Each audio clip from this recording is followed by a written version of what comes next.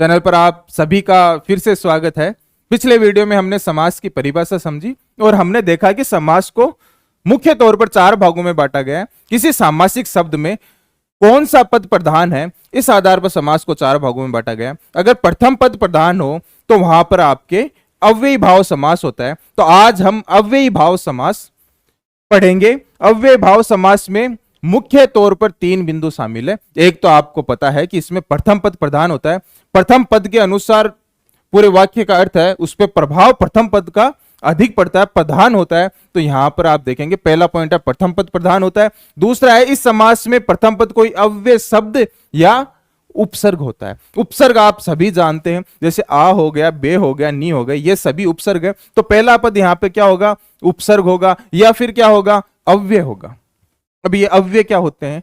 अव्यय वे होते हैं जिनका लिंग, वचन और पुरुष के आधार पर जिनमें परिवर्तन नहीं हो, वे आपके अव्यय कहलाते हैं। उदाहरण से समझाता हूं। मैंने यहां पे तक लिख दिया, मैंने लिख दिया जब लिख दिया, मैंने लिख दिया तब लिख दिया। अब आप तक को तक ही लिखेंगे, इसमें कोई परिवर्तन नहीं होगा। दूसरी तरफ मैंने यहां पे लिख दिया, मान लीजिए बालक, ये मैंने बालक लिख दिया। अब आप देखेंगे बालक का लिंग के अनुसार परिवर्तन होता है क्या? बालक को आप स्त्रीलिंग में करेंगे तो बालिका नहीं हो जाएगा क्या?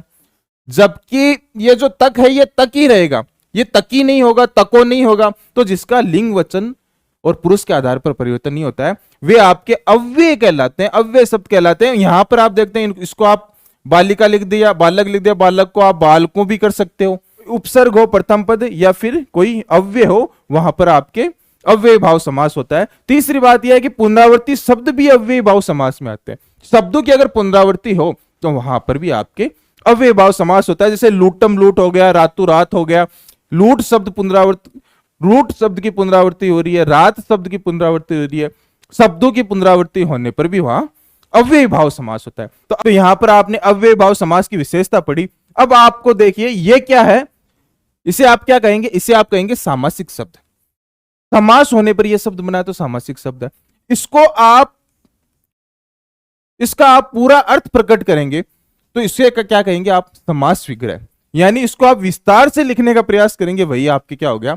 समास विग्रह। समास विग्रह आजीवन का किया तो आपने क्या अर्थ निकल गया? जीवन रहने तक। तो समास विग्रह में आपको क्या करना है? इस शब्द का अर्थ है ना, इस शब्द का अर्थ प्रकट करना है। अब आजन्म शब्द है, आजन्म शब्द का अर्थ क्या होता है? जन्म तक। निडर शब्द का क्या अर्थ होता है?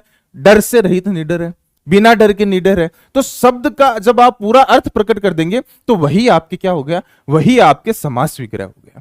तो समास विग्रह करने में आपको शब्द का पूरा अर्थ प्रकट करना है। एक बात यहां पर ध्यान रखनी है कि दूसरे शब्दों से, पर्यायवाची शब्दों से उसको रिप्लेस नहीं करना है। यहां पर आप देखेंगे कि निडर तो आप डर से रहित ही लिखना है, यहां आप भय से रहित नहीं लिख सकते, डर का पर्यायवाची प्रयोग में नहीं ले सकते। यहां पर आपको यह सावधानी बरतनी है कि जो मूल शब्द में जिन शब्दों का प्रयोग हुआ है, समास विग्रह करते समय उन्हीं शब्दों को काम में लेना है।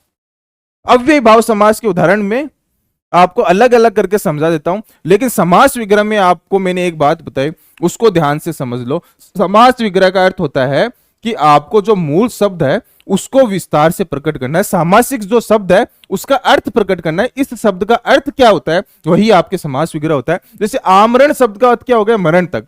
अब इनमें भी एक खास पैटर्न है, वो मैं आपको समझा देता हूं। बुक्स से आप जितने भी एग्जाम्पल सोल्व करोगे उतना ही आपके कॉन्सेप्ट क्लियर होता जाएगा। अब आप देखेंगे जहां पर पहला पद आ उपसर्ग हो तो इनको एक ही पैटर्न से इनका अर्थ प्रकट किया जा रहा है। जैसे आमरण का क्या अर्थ हो गया? मरण तक। आजीवन का क्या अर्थ हो गया? जीवन रहने तक। आकंठ का क्या अर्थ हो गया? कंठ तक। जहां पे आ उपसर्ग आ रहा है तो आप देखेंगे कि किस तरह से इनका सामासिक विग्रह किया जा रहा है। ऐसे ही आप देखेंगे कि पहला पद कोई उपसर्ग हो और उपसर्ग में बे, नी, ना, निर, निस उपसर्ग हो तो वहां पर आप समास विग्रह कैसे करेंगे? आपके सामने शब्द है निर्विकार, विकार से रहित निर्विकार, या फिर इसे आप लिख सकते हैं बिना विकार के। तो या तो आप बिना लगा दो पहले या आप रहित लगा दो बाद में। इन दो तरीके से आप इन उपसर्ग वाले शब्दों का समास विग्रह कर सकते हैं। निडर का क्या अर्थ होगा? डर से रहित, या फिर आप ऐसे भी लिख सकते हैं बिना डर के। यहां पर आप देखेंगे निर्विवाद, विवाद से रहित, बिना विवाद के। बेदाग, बिना दाग के या दाग से रहित।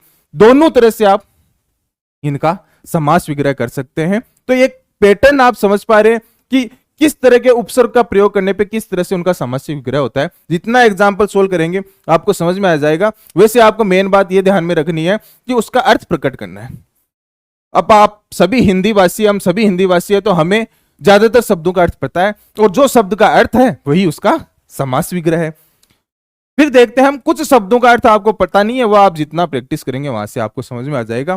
पहला पद अगर यथा अव्यय हो, मान लो यथा आ गया स्टार्टिंग में, तो उनका कैसे करेंगे? वहां पर आप अनुसार लगा दो या फिर जैसा लगाकर आप कर सकते हैं। पैटर्न समझिए, यथोचित जैसा उचित है, यथा स्थिति जैसी स्थिति है, यथा शक्ति शक्ति के अनुसार, यथा गति गति के अनुसार। अब इनका अर्थ अगर आपको पता है यथा शक्ति का क्या अर्थ होता है, शक्ति के अनुसार यथाशक्ति होता है, तो शक्ति के अनुसार यथाशक्ति हो गया, गति के अनुसार यथा गति हो गया। तो आपको अर्थ पता है तो वैसे भी कर सकते हो, और एक बार आप पढ़ लोगे तो भी आपके माइंड में सेट हो जाएगा। इतना हार्ड नहीं है। जब पहला पद प्रति उपसर्ग हो, अब प्रति उपसर्ग हो तो वहां आप समासिक विग्रह कैसे करेंगे? प्रतिदिन, तो वहां पर हर लगा दो, पहले हर दिन ही प्रतिदिन होता है, अर्थ भी यही होता है। प्रत्येक, हर एक, प्रत्येक, प्रतिपल, हर पल, प्रतिघात, प्रतिघात का क्या अर्थ होता है? अब आप हर घात तो कर नहीं सकते क्योंकि आपको भी पता है प्रतिघात का अर्थ क्या होता है। घात के बदले घात प्रतिघात होता है, आरोप के बदले आरोप प्रत्यारोप होता है, आरोप लगने के बदले जो आरोप लगता है उसे आप क्या कहेंगे? आप उसे प्रत्यारोप कहेंगे। तो शब्द का अर्थ ही समासिक विग्रह है। एक खास पैटर्न भी होता है जिसे भी आप देख लेंगे तो आपके ज्यादा अच्छी तरह से माइंड में सेट हो जाएगा। तो यहां पर आपने देखा कि पहला शब्द कोई उपसर्ग है या फिर अव्यय है। एक आपने कंडीशन देखी थी अव्ययी भाव समास में कि शब्दों की पुनरावृत्ति होती है, तो यहां पर आप ये शब्द देख रहे हैं लूटम लूट, तो यहां पर लूट शब्द की पुनरावृत्ति हो रही है, दिनों दिन यहां पे दिन शब्द की पुनरावृत्ति हो रही है। तो ऐसे शब्द आ जाएंगे तो आप क्या करेंगे? आप अव्यय भाव समास करेंगे। इसके बाद में आप देखेंगे इसका समासिक विग्रह किससे करें, तो शब्द का अर्थ होता है वही समासिक विग्रह होता है। लूटम लूट का अर्थ क्या होता है? लूट के बाद लूट, दिनों दिन, दिन के बाद दिन, रातों रात, रात ही रात में, बीचों बीच, बीच के भी बीच में, ठीक बीच में, बीचों बीच होता है। तो शब्द का अर्थ देख लेना, और ये जो पैटर्न मैंने बताया वो आपको समझ में आ जाएगा। जितना आप अभ्यास करेंगे उतना समझ में आएगा। अव्ययी भाव समास में आपको तीन मुख्य बातें ध्यान में रखनी है। एक तो यहाँ पे पूछ लेते हैं डायरेक्ट कि अव्ययी भाव समास में कौन सा पद प्रधान होता है, तो आपको याद रखना कि प्रथम पद प्रधान होता है। दूसरा आपसे पूछ लेंगे, उदाहरण दे देंगे कि इस शब्द में कौन सा समास है, तो वहां पे देखना कि पहला पद कोई उपसर्ग या अव्यय तो नहीं है। अगर पहला पद कोई उपसर्ग या अव्यय है तो वहां पर संभावना आपके क्या बनेगी? वहां पर आपके अव्ययी भाव समास की संभावना बनेगी।